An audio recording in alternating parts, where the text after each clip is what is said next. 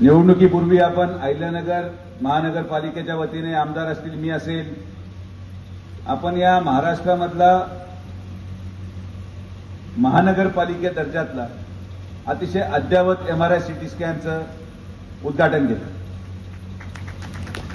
आपण 2 वर्षामध्ये आयुष इमारतीची उभारणी केली. कोविडच्या कालावधीमध्ये आयसीयू बांधलं आणि आज 18 कोटी रुपयाची ही कॅथ लॅब या जिल्ह्याच्या गोरगरीब जनतेसाठी आपण उपलब्ध करून देत आहोत. निवडणूक ही कुठल्या कारणामुळे किंवा कुठल्या पदामुळे आपण करत नाही. आज हे उद्घाटन मी यासाठी आग्रहाने घेतलं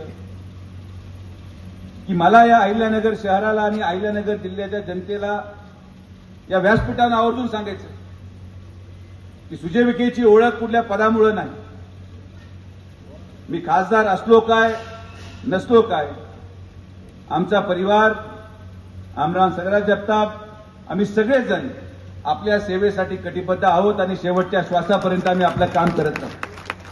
मागच्या 1 वर्षामध्ये जेवढे कामं मी केले, मागच्या 1 वर्षामध्ये जेवढे उद्घाटन आणि भूमिपूजन मी केले, त्याचं 2% सुद्धा काम हे आज जनतेने निवडून दिलेला लोकप्रतिनिधी करू शकला नाही. ही वास्तविकता आहे. त्या कालावधीमध्ये माझा पराभव झाला, मी निराश नाही झालो.